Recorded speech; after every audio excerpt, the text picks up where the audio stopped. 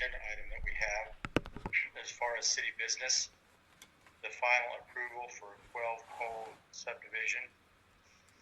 If any of you might have any questions or anything about that, we will have Mike give us a presentation, during our actual council meeting. But if you had any questions on that we might have or we need to discuss at this point. If not, then we can just let Sherry take a few minutes and tell us a little bit about what our plans could be for Hooper Tomato Days, and that is something that you'd be thinking about.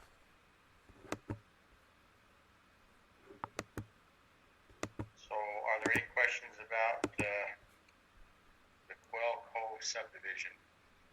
I know with you, Cindy, you had some questions on a survey, but I think we should have letters that maybe answered your concerns there. Yes, we met with, drawing a blank here. Who's the Trevor and Jeremy, right? Did you meet with Trevor? Right. Trevor and Justin, maybe? Maybe was that? Yeah, right. And then, they sent a letter and they were very good. Went over everything, and so we're good to go. Perfect. And I know the Planning Commission had forwarded kind of a conditional type recommendation on a couple ditches that need to be addressed. And I think Mike will review the letter of agreement between a couple subdivisions there, Well Cove as well as the Silver Saddles to the west of them, that they have agreed on some things. So I didn't know if any of you have any questions you'd like to ask Mike before our meeting, or if not, if we're good to go, then I'll just have Sherry forward some things about Hooper Tomato Days. Are there any questions? I don't have any. Okay, and I don't see Brad on yet. Is that? I haven't seen him. Okay. All right, well, Sherry's just sitting here by me, so I will just kind of slide over and get her in front of the camera.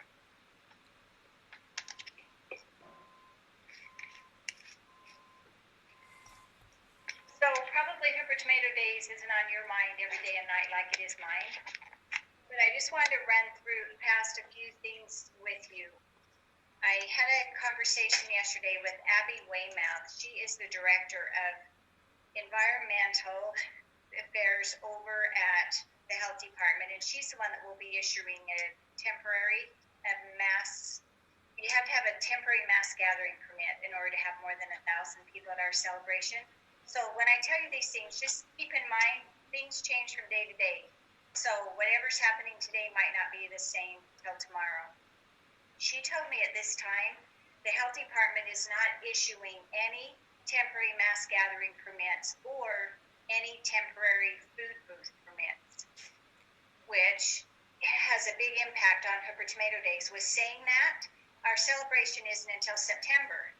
So just because it is this today doesn't mean by the middle of June, the 1st of July, it won't change.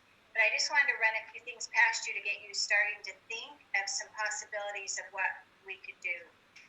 If we cannot get a mass gathering permit, I don't really see how we can do Tomato Days the same that we've always done it. Because one of the big draws with Tomato Days is on both Saturday and Monday, we have so many events going on that we can attract a lot of different interests and a lot of different ages of people. So some might be watching Junior Jackpot, but some are at the car show and some are at the baby show. With that though, total we have more than 1,000 people there most of the time. And then on Saturday or on Monday, it's the same way. They go to the parade, they come, they're at the vendor booths, then some kids are fishing, some are doing barnyard bash, some might be sitting doing bingo. Anyway, because you've all been there before. One concern we have is specifically with the rodeo. We can fit 1,500 people in the stands for the rodeo. So if we can't get a mass gathering permit, we exceed that, and we don't really know how we can social distance in the, like for the rodeo, for the dog race, which there's more people in our dog race than anything else, actually, even than the rodeo. So I kind of jotted down some things that I thought we could do, that we could try to social distance if by chance we don't get our mass gathering permit. Some of those that start the beginning of August is our Junior Queen Rodeo Contest, our Queen Rodeo Contest. The most we have are 14 girls at Junior Queen, 6 girls at the Queen. We could change it up as far as, judging they do by themselves. We could space out parents. The golf tournament we didn't think would be an issue. We even talked about maybe doing the parade, maybe changing the day we did the parade, or having a lot longer parade route that we could spread people out and just ask families to social distance. One thing we want to do, we still have all of our Easter egg things, and so I was calling it a hop in the park, where we could try to spread the children out more, still do that, and maybe still do a movie night, still do the 5K race. We've talked about adding a bike race, still do a concert in the park with social distancing, that everyone has to be families on blankets that are 6 feet apart, and then do the fireworks after. Some of these other events, Cindy and I talked for just a little bit yesterday, and we could try to spread things out over more days. Like, try to do the car show, but only have the car show going on, so we can monitor a little better how many people we had there. Maybe do the baby show, but try to do it a different day. Yeah. Anyway, all of this is difficult. So that's why I'm just kind of trying to run this past you. You're probably all familiar with what's going on a little bit in Kaysville City, where the mayor still planned the concert, and now city council are all upset. And I thought, I don't want to start planning anything with Hooper Tomato Days without running this past the city council to see what your thoughts, opinions are of it. And then, I'm not saying we have to make a decision today. Most of our sponsors I've already contacted. We already have sponsorship money. We already have our ramp money for the concert. So really, I can keep moving forward with everything and make a definite decision by July for sure what we're going to do. But I just wanted to hear some of your thoughts and feelings about how you see Tomato Days this year. My feeling is that, I agree with you, Sherry, that we kind of roll with it and then make a decision when we get to July. Because I've been thinking about the car show for the last month, actually, because it's a lot of work to put all of it together. So yeah, I mean, if we're gonna do it, I need to start planning that as well, because it took quite a bit of pre-planning for me and Wes and his brother. Mm-hmm. Well, and some of those things, like the car show. Yes, I think July 1st, and if we knew for sure we could go forward, any much later than that? Yeah, I think we have to cancel it. Yeah. That's my opinion. They canceled the Cache Valley Cruisin', that 3-day car show. They canceled that yesterday. Mm-hmm. That Kaysville thing was moved to Grantsville today to a larger venue. But yeah, my thought would be if we had to make a decision on July 1st whether we're going to do it or not. Yeah. Well, and some people really, the person that does for instance, when we do the flag raising, she puts together that little children's choir, and she's already called me and said, okay, should I plan, should I not? And I thought I've already contacted all of the chairman over each committee, and I could just ask them if they'd be willing just to keep planning, and then if we could, for sure by July 1st. I don't know, September still seems a ways away. But I still think there will be some social distancing in play, even if we do have a go-ahead, probably, Sean and I have talked about more wash stations. Maybe we would have to provide water for a less expensive price. We're pretty sure they're not going to let us open up drinking fountains. In the past, they've made us have water jugs with cups. But that doesn't even sound really safe. The only safe way for water really sounds like a water bottle. We already have the Pepsi contract. We already have the rodeo contract, and so we could cancel that on extreme circumstances. It's written that in the, if they don't allow us to have our mass gathering permit, we don't have a choice with the rodeo, unless if he'd be willing to do 2 rodeos and try to split the crowd in half and only sell half as many tickets and try to stagger rows on the benches or something, you know, seating. I don't know. Didn't know about the community dinner. You know, Cindy and I were talking. We could spread out people 6 feet, but if they're not allowing us to get temporary food permits, we couldn't even get a permit to do the dinner. Right. So the governor, from what I've been following him, you know, we just moved to yellow. Today, he just moved the other 2 parts of the state to yellow that were still holding out of orange. My understanding is within 8 weeks, his expectation is that the state moves to green. If the state moves to green in 8 weeks, that's before Labor Day. Yes. We're back to our new norm, which I can't imagine that events won't be held. You know, I mean, Yeah. youth sports have now all opened back up. You know, soccer's back in play, Little League's back in play. The tough thing is you know, looking in the crystal ball to see what September looks like, right? And investing all that time and money into something that maybe have to be canceled. So that's what's hard. Yeah. Well, the things we have already signed contracts with and paid money down was Gentry. We've already paid half of the deposit down for Gentry, but that's one thing we thought we could probably still do, and social distance blankets. You know, and they said they would be willing to change from Saturday to Monday night if we can't do the rodeo. I don't want to have not anything at all on Monday if we can't do that.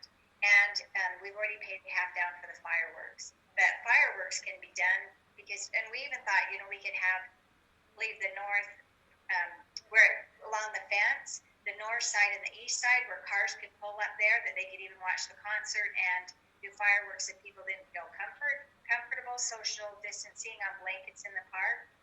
You know, I don't know. Well, I just wanted you to run it past it and just see. I mean, if you feel comfortable with that, we'll just keep proceeding forward then. I'll be in touch with all of our committee chairs and maybe give it till July 1st. Do you think, does that sound agreeable to everyone to make a better informed decision? I'm good with that. Yeah, I think it's far enough out that July 1st gives us a month. Well, and one thing, you know, I think about, okay, so if July 1st we make decisions and then by September they changed one way or the other, people in Hooper are just going to have to be understanding with that. I know a lot of celebrations that have canceled that maybe possibly now could have done them. And maybe we'll have things planned that after July we'll have to say we're sorry. You know, this year will just be a different celebration. We'll come back bigger and better next year, like Days 47 is telling people. So, what are your commitments on the rodeo, Sherry? How long before would you have to cancel that? you know, I called him last week and he told me he has not had any rodeos canceled yet. So as far as he's concerned, he sees no reason why we wouldn't.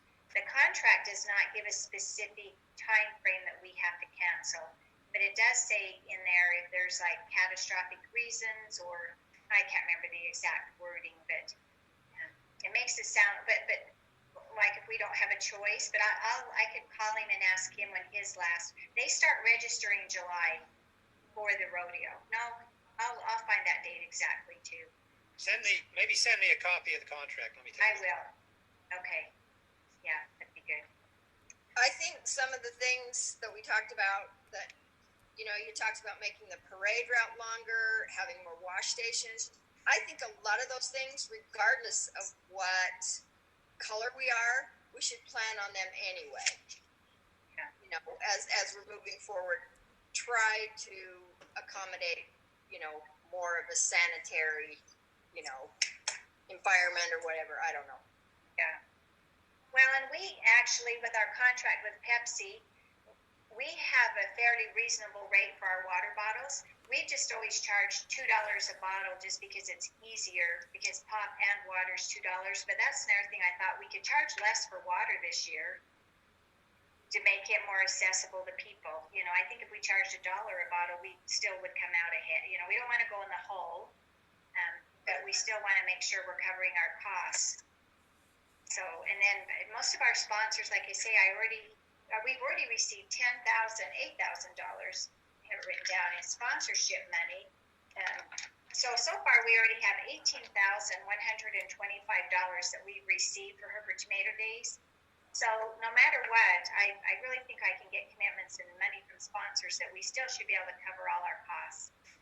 We've done really well with Tomato Days, so it hasn't really, we haven't had to dip into budget money for Tomato Days now for several years. So I think we can still cover, no matter what we end up doing, all of our costs with that. And if not, maybe we will have to use some budget money, but I don't think so. Hey, Sherry, what's the timing on the permit? Like, when do we have to apply for it, and how long does it take to hear yes or no? So what they told me to do was to go ahead and apply, but they would not require us to pay until they told us yes or no. So I will go ahead and get those permits. We have to do a mass gathering for the celebration, a food permit to do our dinner, and then we also had to have a food permit to have food for the junior queen and the queen contest, which we don't have to do.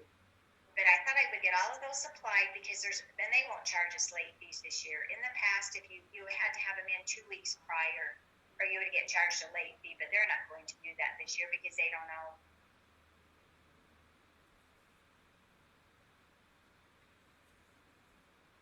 Any other thoughts, questions? One thing is, like we talked a little bit about, no matter what we do, there could be disappointed people. We don't have our celebration, people are going to be disappointed. We have a modified celebration, people will be disappointed. You cancel the celebration and everyone's disappointed. So I don't know, we'll just have to do the very best we can, and we're planning on doing a newsletter the 1st of June and maybe just send out something saying there will be a Tomato Day celebration this year in some form. Keep posted and we'll let you know.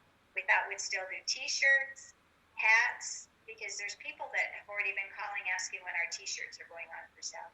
Some people have collected them from day one. Well, not day one, because that's 90 plus years. Are you aware of any other cities that are going forward that you've heard of? So we actually Dell and I have cousins that live down in Linden that we actually saw at the cemetery today. And when she asked me what I was doing now, I said I was over here for Tomato Days, and she said, "Oh, I'm sorry." She said, "That's really a hard time." And she said they are still doing their celebration in August with modifications. So I think anybody that's going forward, as far as 5K race, I've been in touch with Chris Bowers, who's over that, and he said the top of Utah, and there was another race, and I can't remember now which name. They're still going forward because they think people social distance once they start running anyway. The main one I'm waiting to hear on is Ogden. I don't know, Reed, have you heard if Ogden City has made a decision as far as their 24th of July celebration? I haven't heard yet. I haven't heard the final. I can't imagine they're going to go ahead, though. Yeah. The last I talked to Ogden City, they told me June 1st was when they were going to decide. I know as one that's done parades for their 24th of July parade, you have to start now. Well, we would have already started. I doubt the parade will go in Ogden. The problem is all of the high schools have canceled, so there are no bands. The church pays for the floats for the stakes to do, and they're not doing that. So if you have a parade, it'll be without floats and without a band. So I'd be surprised. Yeah. Well, and I was waiting to see too if they had their rodeo. I've been going on and following the rodeo. There's like the RMPRA, it's the Rocky Mountain Professional Rodeo Association. About a third have canceled. 2/3 are still holding their rodeos, or they have postponed them to later dates, and those later dates are August. So, a lot of the rodeos that were in May have canceled. I know Swiss Days that is held in Heber, they've canceled theirs, and the Swiss Days is this weekend, the same weekend as ours, but they've also been in Heber City and Wasatch County that just barely went to yellow. So, I don't know. I don't know with that.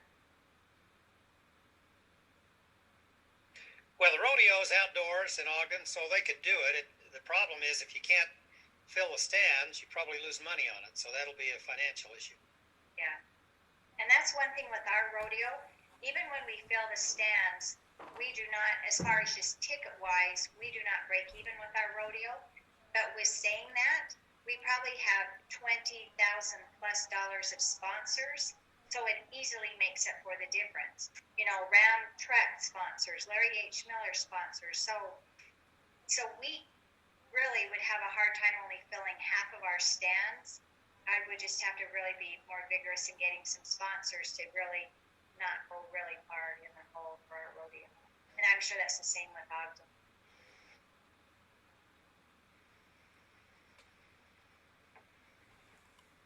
Well, I think ultimately it's a health department decision, so you know what I mean? Yeah. We're kind of at their mercy right now. Yeah. Well, and you know, like I said, I think there's still some events we still could do, even if they won't give us our mass gathering. And then maybe we need to look and spread our celebration out. Maybe even for more, like I say, maybe have the car show the Saturday before and only have the car show. And maybe still do the baby show, but only have the baby show on Miss Pink Tomato. You know, maybe, I don't know, rather than filling the park like we usually. That's our biggest challenge is on Saturday and Monday when the park's completely filled. And right now they're not letting vendor booths that are craft booths. They're letting farmers markets, but they haven't released craft booths yet. So we could still do food trucks, but we couldn't have any of our vendor booths that did any kind of crafts or anything.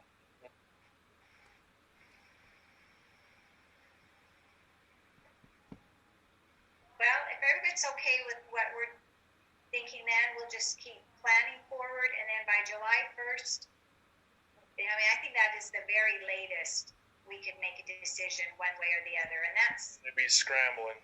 scrambling. So maybe we should even, let's see, what day would your next city, what day would the one be in June? Sean, I don't have a calendar in front of me, like the 3rd, does somebody have a calendar? Maybe we could even plan on that day, which would be the 3rd Thursday in June. June 18th. It's the 18th. The 18th. Yeah. So maybe we could just try to talk about this again then on the 18th, and maybe even try to come up with a decision then. That gives us still, 3 weeks out, and Yeah. I don't know. I mean, we'll just keep following and see how it's going, and if other places are starting to plan things, and by then we'll know for sure if Ogden's doing their rodeo or not. So, okay. Well, thank you. Thank you for your support, and keep thinking positive thoughts. Thank you. And we'll do what we can do. So, okay, thanks. Thanks, Sherry.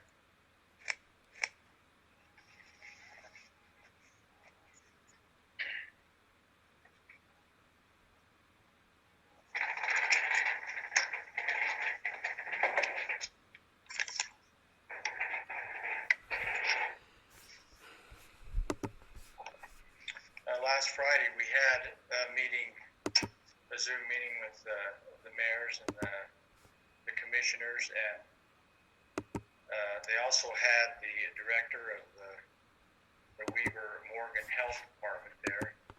And the first thing they told us is everything they tell us is not black or white. So they want to make sure that whatever we talked about or we were told as of last Friday can still change over the next few weeks. So when you're trying to plan something a ways out, it does make it a little harder. Yeah. But the positive thing is, I think we do have a few things that I think as long as we have a plan in place, when we apply to the health department for any type of permits or things like that, if we have a good plan in place, I think they're willing to work with us on things.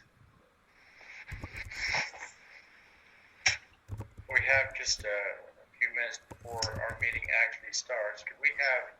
We'll probably forego having a pledge of allegiance since we don't have a way to do that very well. And could we have a volunteer for a reverence or a prayer that will, after we call our meeting to order, we can have a reverence?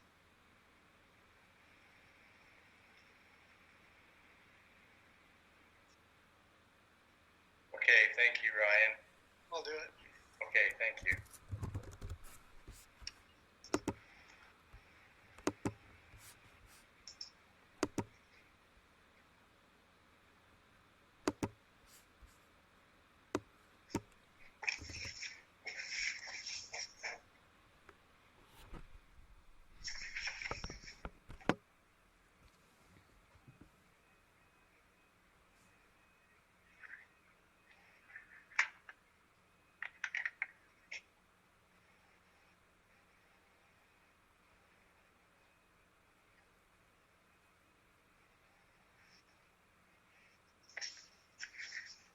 Mayor, Yes. will our meeting starting in June be at the city again? That's kind of our plan, yes, that we'll just be able to meet here at the city building, and Shauna and I visited a little about that, and I think we should be able to do that. Unless for some reason we really flood this building with hundreds of people. No, that means we can just lock the door when we get there. But just, yeah, we still lock the door. But I think we've been able to adjust to these Zoom meetings pretty well, but I still really miss all of us. Yeah, I miss the action meeting. Yeah, me too. Plus, I've been sitting in this chair for about 13 hours now, so I'm about tired of sitting here. Last time my house was too noisy, so I decided to just stay at work.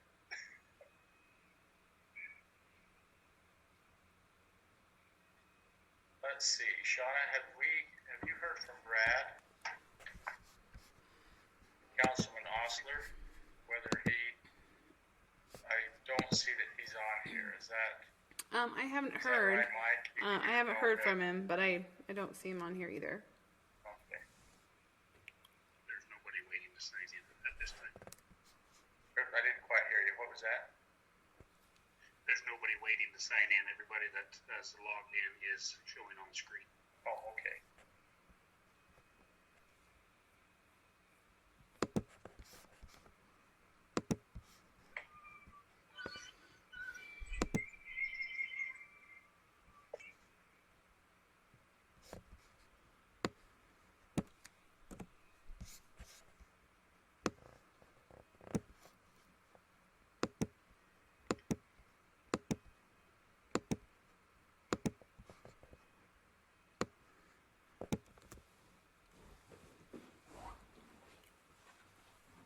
So, Mayor, when you do the conflicts of interest, if, like item number 3 is our development. So at that time, if there were like 5 items in the agenda, do I say like I have a conflict with item 1, 2, 3, and 4 due to the fact that the company I work for did the work? Right. We would have you disclose that right at the beginning, and I think that would be a good way to do that. Just indicate what items on the agenda that would be applicable to. I think that would be good. Okay. Thank you. So we have a good agenda for you to practice on tonight. Right? To practice with. Yeah.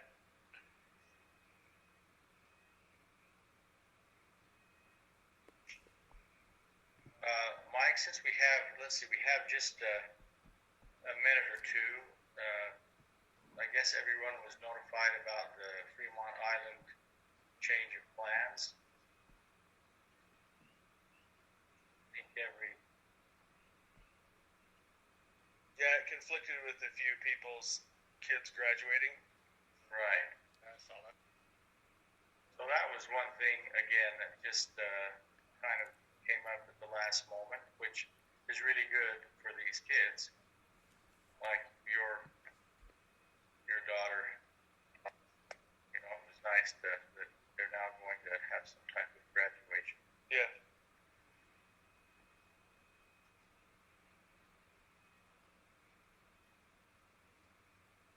So Ryan, you realize your screen says Cindy Hill, and I'll try not to let that slip out.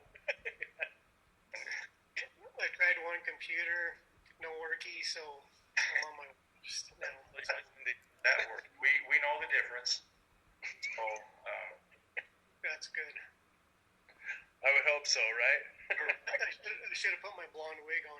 That's, yeah.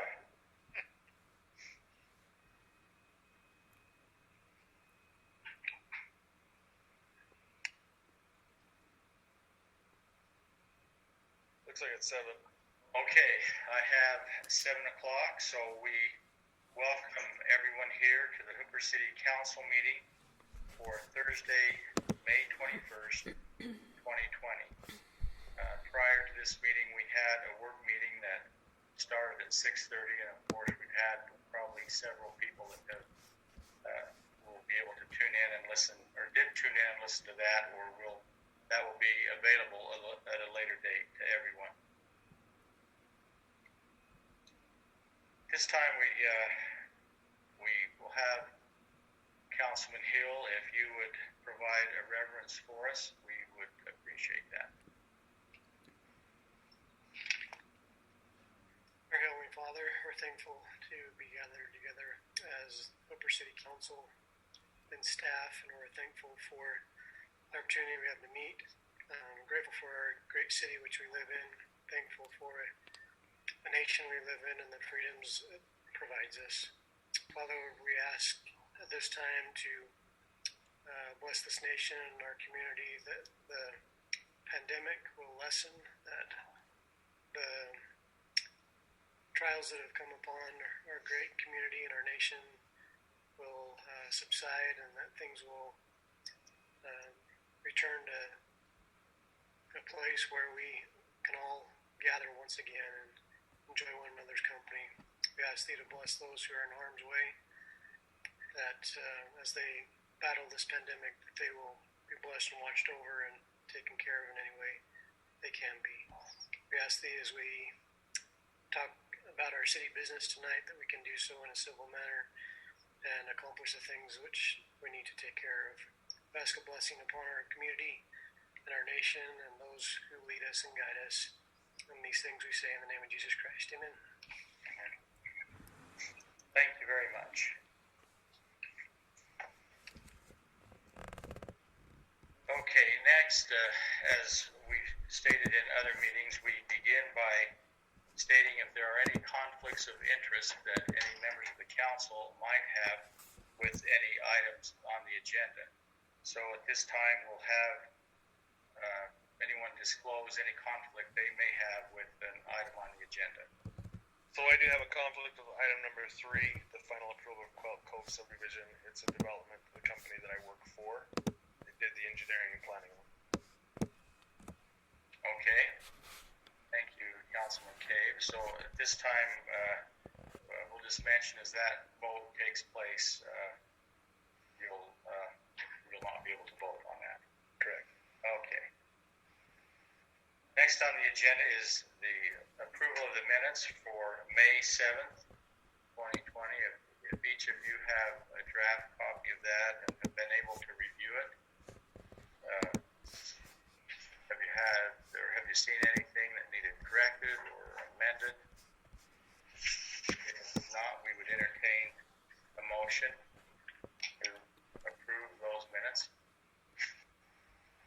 Okay, so I just have a question on, obviously it's a new format, and I did not go in and review every one of these timestamps. Do you want us to in the future? Because what do you think the protocol should be? Because, like I say, I didn't read every one of them, or listen to them. Okay, well, that would be encouraged. Sean, if you want to make a comment there, this is just one way to make, it has to be, that's one thing about this, is what you listen to is exactly what was said. Right? So, I think... So I didn't, so... Unless you went and listened to you say something, and right now you're going to say, I never said that. That's kind of a joke, Cindy. Okay, you have to deny that you really said something that's actually has been reported. So right. Yeah, it would just be up to you. So the timestamps are just that the audio is now held for permanent retention as the official record or part of the official record for the city. in the new format, and then when the new website goes live, then you'd be able to, as I time stamp them, like I don't know if you saw the example I sent in the email, but once I publish those timestamps, you'll be able to directly click on those timestamps in the program, and it will bring you right to that audio. So you're more than welcome to click on the hyperlink that's attached in the minutes, and then just scroll over to each one of those timestamps if you want to make sure that it's lining up correctly. It would just be up to you.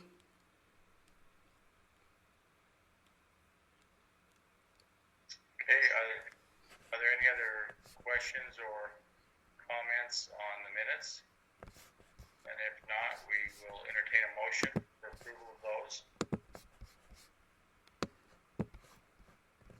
I'll make a motion that we approve the minutes from the May 7th City Council meeting. Okay, so we have a motion from Councilman Cave to approve the minutes. Second. What's that? Second the motion. Okay, we have a second from Councilman Hill. Any discussion? Okay, all those in favor? Aye. Aye. Okay. Any opposed? Okay. So the minutes are approved for May 7th, 2020.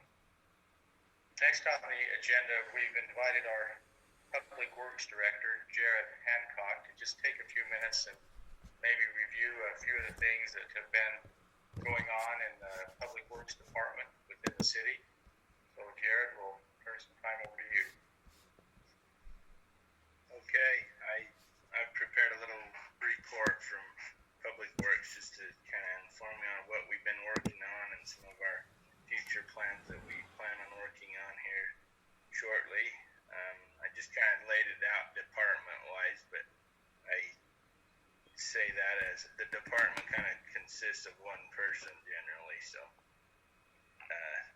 just keep that in mind as we go through these. But our Parks Department, we've obviously the summer season's come. We've serviced all of our equipment and prepared it for the upcoming season. Charging all of the properties that we maintain as water lines and for the sprinkling systems, and then there's always leaks and things to take care of there, and so we've been fairly busy with that. We put a significant amount of work into the cemetery, and I'll explain some of that a little bit later when I get to projects. Sherry has lined up some volunteers to come and help with the flags and the crosses that we put up at the cemetery for Memorial Day. Our streets department, we have cleaned up all of the snow removal equipment and put it away. We have to treat some of the items that rust and that from the salt and get that tucked away and kind of get ready to use that same equipment that we multitask for summer projects. We've cleaned one of the major drains at the bottom of Hooper that kind of takes a lot of the stormwater out to the lake. And it was a pretty significant project to get off the plate, and it was in need. So we got out and got that done utilizing our track hoe that we have now. Where's that at, Jared? So the one that we cleaned is kind of right on the way to the bird refuge on 7500. And it turns right there on we call it the S curve, and just goes straight west all the way to the bird refuge. We got that done. We've had several irrigation related backups in the storm drain that are just typical of when the water comes on. Things in ditches and pipelines that have to be cleaned out that we've been working to repair, have a couple left to fix. We on 7100 there was a citizen that got a permit to pipe some ditch, and when they got to the uphill manhole, one of the old pipelines that we inherited from the county was actually uphill the wrong way, and so our guys went in and redid the manhole and relayed back to the next manhole to get that flowing properly. And so that's we was able to get that taken care of and that water draining the way it should. Bryce, that works mainly in our roads department's been working on some of the roadside mowing, and that will be a continuous effort through the summer as the grass and weeds grow alongside of the roads. And we've been, like I say, there's only really one guy kind of assigned to each department, so we have to pull the people off the other departments to help when we have a project. But in the next week or so, we plan on doing a citywide pothole repair. There's quite a few potholes out there that need repair, and we're gonna go ahead and get those taken care of in the next week or so. Our sewer system, it's starting to show its age a little bit. We haven't really had any vacuum mainline breaks or leaks to speak of, a few here and there, but we've had two lately that we've repaired, and one other one in the town zone that actually took us a few days to find, to locate where the vacuum leak was, but we have found it and have it getting blue stick to fix first of the week. And then just regular maintenance is quite, takes quite a bit of time on that system as well, and so we've been keeping up on that. Some of the projects going on in the city, last time we talked, I don't remember if the rapid flasher beacons on 5900 were complete or not. They are now, and I see people using them, and They're nice. yeah, I think they're doing what we intended and making it safer for people using the trails. 4700 project, that went into winter, and UDOT typically shuts things down during the winter months, and then getting our contractor back to finish that project. We just have some odds and ends and some things to wrap up with residents. It's substantially complete, but we're hoping to get all the loose ends buttoned up and kind of get that contract put behind us and get that completed here shortly. They are working on it currently, and I know the mayor and Tracy and I are working on some of the loose ends and the contractual stuff and get that taken care of. The 4600 South project just up the road from the office, we were able to complete that work. We ended up extending some of the storm drain work because where we initially thought we would end, the pipe had failed there, and so we continued to go east until we got to a point where it would function. And there's probably still a little bit of work to do there that we'd like to do in the near future to make that operate at 100% as far as the contract and getting the residents buttoned up there on 46. We've got that completed. The cemetery project, we've been kind of excited for a long time to get that final phase done, and it's been a bit of a challenge. We put that out for public bid, went with the low bidder.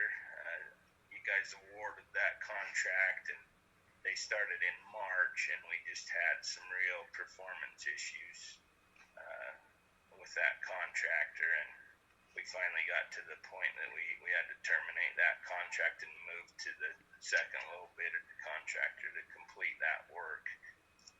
Unfortunately, the time it took to be able to contractually get to that point of termination used up most of the time we had to get that project done before Memorial Day. And we were fortunate to have the second low bid contractor, somebody that I know well, and they've done a lot of work for us, and they said if you guys are willing to help us, I think we can still pull this off for Memorial Day. And so we went down with our crews and some of our equipment and helped them, and we just really had a major task to accomplish every day, and we pretty much completed that project in about 9 days. That includes relaying all the storm drain, the irrigation line, curb and gutter, sidewalk, asphalt. The only thing we hesitated putting down a sod they were willing to get it laid today, but we were worried with all the foot traffic and having to keep it wet that it'd just be a mess. So, long story short, the project didn't go as good as we'd hoped, but the latter part of it I think went really well, and we were fortunate to be able to get it pretty much wrapped up for Memorial Day. I think it looks pretty good. We just paved it this morning, and the landscape crew was there preparing the dirt and getting it leveled out. So I think it's about as good as we can do with the circumstances we had. As far as development, the second estate, that's just a small one down the Orrock family's doing, and they've run into some snags with where their storm drain line is right where the power line is as well, and they've been waiting for the power company to get that moved. And so you may have heard from some residents that road has been open a long time as far as asphalt cuts, and I've been working with the contractor as soon as we can to get that patch back up. Country View, the one over behind Upper Water, they've made some significant progress there. Mike and I and everybody involved's done a lot of work to get them to this point, but they do have building permits and are working there now to get that one rolling. Turner Legacy is a fairly small one up off 4300, and they are pretty much substantial completion of their infrastructure work. They paved the other day, and we tested their lab results, came back from the asphalt lab, and everything was within acceptable parameters for acceptance. And Quail Estate, they've also placed their asphalt, and that lab work's come back that their asphalt's compliant with our standards as well. Okay. Well, thank you, Jared. Are there any members of the council that may have a question for Jared? Or Hey, Jared, just a question maybe for future reference on the cemetery project. I mean, I know we've always taken bids, and then the council sees the bids, and then it seems like we've always taken the low bid. How do we avoid that in the future? You know, obviously we rely on your expertise to tell us whether the contractors are good or not, but it seems like we should put something in place to avoid using shoddy work in the future. Yeah. What do you think? There are a couple of cities, I've talked with Tracy about that, and there are some cities, probably about half of the ones that they deal with, I think, that do a value-based contract award. So rather than basing 100% of the award on price, it's like 75% of it is on price, and then there's some other parameters of past performance, performance with other entities, different ways you can evaluate to maybe not go with low bidder all the time. One thing I would like to put into that equation, even if we tracked it with our projects, and Reed would probably have to approve this, and that sometimes we get low bidder, but then we get so many change orders that by the time we're done paying them, they've exceeded the second bidder, and we don't know if there would have been change orders there, or if maybe they weren't low bidder after they get all the change orders. So I would like to see that be part of the equation in the future, that if they do the work that we described for what they said they would versus and so some change orders are legitimate. If we didn't see it or foresee it and they have to do some significant work, they deserve to be paid for that. So I don't want to sound like change orders are never appropriate, but just when contractors are looking for a reason to charge the city more money when we feel like it was described in the contracts. Would it be appropriate to get like recommendations from other cities they've worked for? Is that appropriate? Is that? I think so. I get calls all the time for people looking for references that have listed that they've worked in Hooper. Because if somebody had a bad experience, it would be nice to know that maybe low bid's not the best way to go. Right. Correct. Yeah, I agree with that. I would like to see us get to a value base so we're getting the best. Smart to me. Yeah. And I don't see any problem with that, Jared. Let's just take a look at the bidding process and incorporate that as part of it. Okay. Tracy has some good ideas and some other cities templates that we can look at as well to kind of formulate that and get it to you for approval. Okay, good idea. Jared, Uh-huh. I had a question that came up the other day. What type, if any, do we do any mosquito control at our parks? We don't currently. The mosquito abatement goes to, I know they go around at least Hooper Park. I see them out there quite often, and I believe we can request them. I know residents can call and request them to go by their residence or whatever, and they'll spray around them. But we don't ourselves do that. When I was at the meeting last week, this month anyway, they mentioned that they do focus on calls. So if they get calls from residents or a municipality and they have a specific place, and they also have a drone now that they can target areas that they couldn't even get to before. So they've made some really good progress. Very nice. Very nice. Hey, Jared, I've got one more question. 4700 West. Has there been any discussion at all about perhaps increasing the speed limit to 30?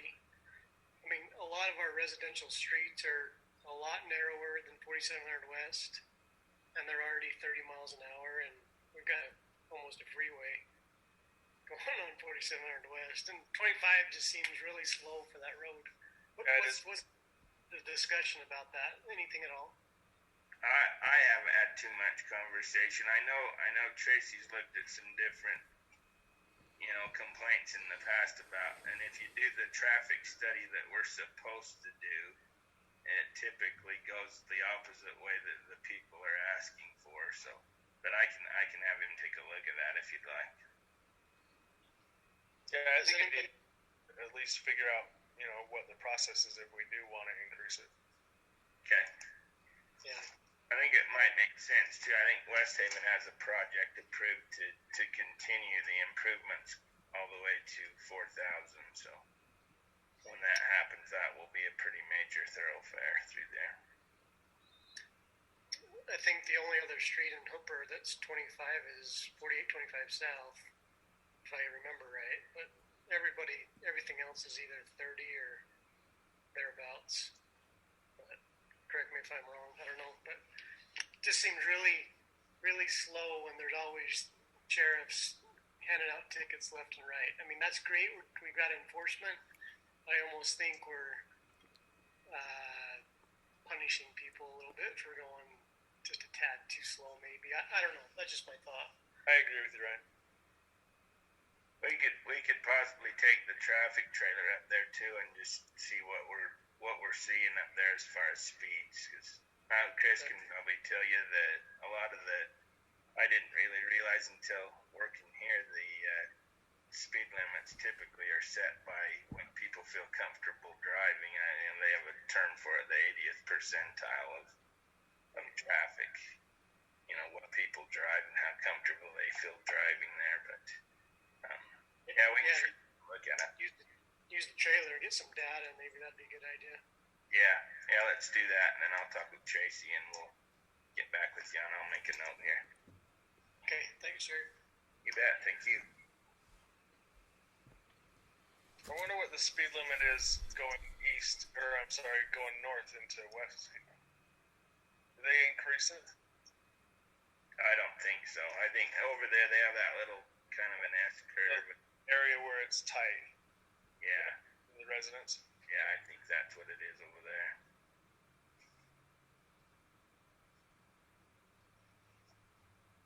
Okay, are there any other questions? Okay, well, thank you, Jared. You bet, thank you. appreciate all that information. Thanks, Jared. Thanks, Jared. Okay, at this time on the agenda, we have a time when if we've had any citizen comments that have come in. Shauna, have we had any to this point for the council? No, I have not had any comments mailed in beforehand for public comment on this agenda. Okay, all right, thank you.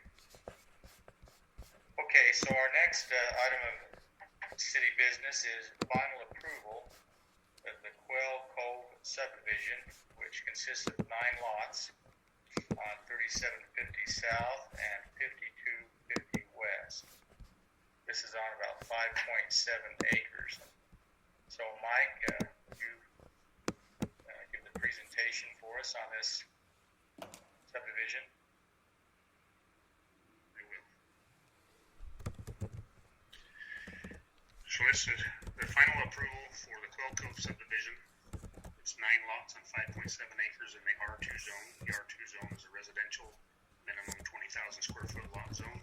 It's located in approximately 5250 West, 3750 South. The red shaded area is the Quail Cove subdivision. You can see the blue shaded area is the previously approved Quail Estate subdivision. And further north is the now completed Quail Meadows subdivision.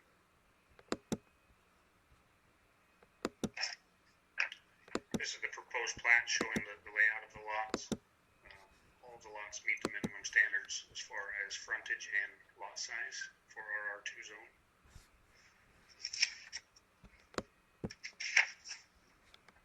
The Planning Commission, when they approved this or recommended approval, had 2 conditions. One was there was a property line question on the east property line of this subdivision. They have since gone out and met with property owners and resolved that.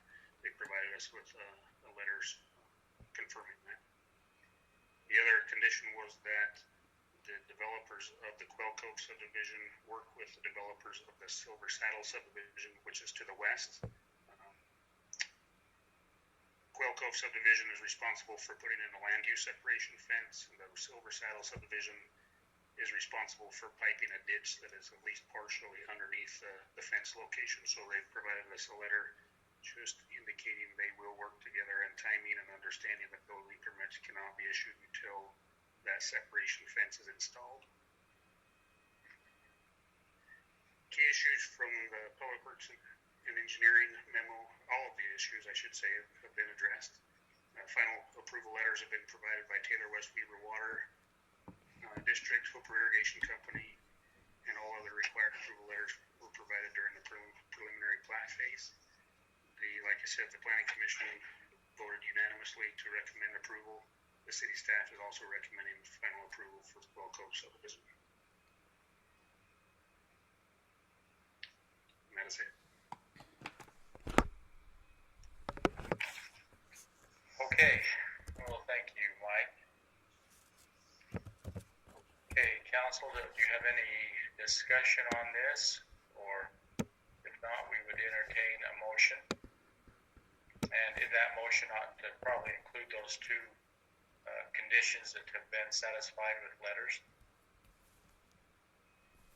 So Mike, those 2 letters satisfied 2 of the questions I had. I had one more question. Sheet 6 of 9, number 1, talks about a additional catch basin requested by our Public Works Director. Is that part of that letter also?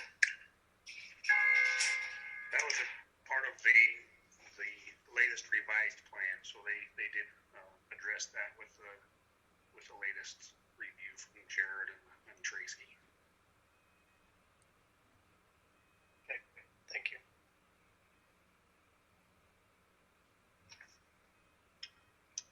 Okay, are there any other questions?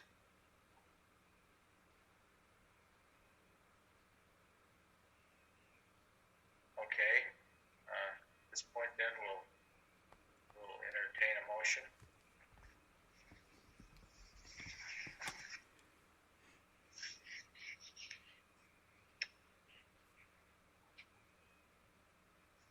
I can make a motion to approve the final plat approval for Quell Cove, located approximately 3750 south, 5250 west. With the conditions stated by both developers of the Silver Saddle Subdivision and Quell Cove to take care of both of those letters, as they stated they would do.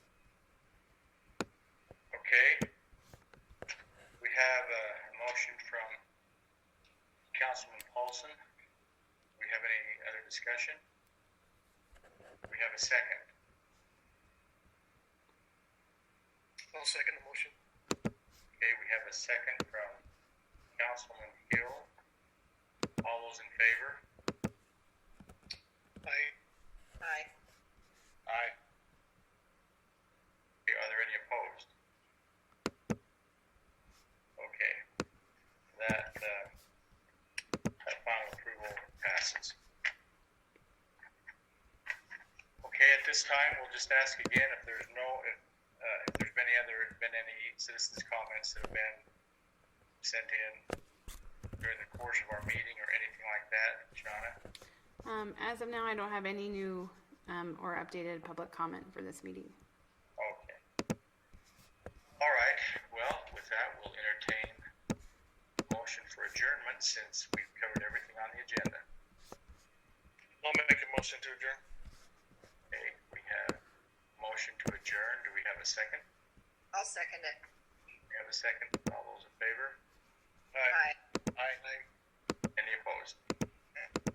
Okay, well, thank you very much. Thank you, guys. Look forward to seeing you in person. There you go. Take care. Thank you, Reed, for being with us.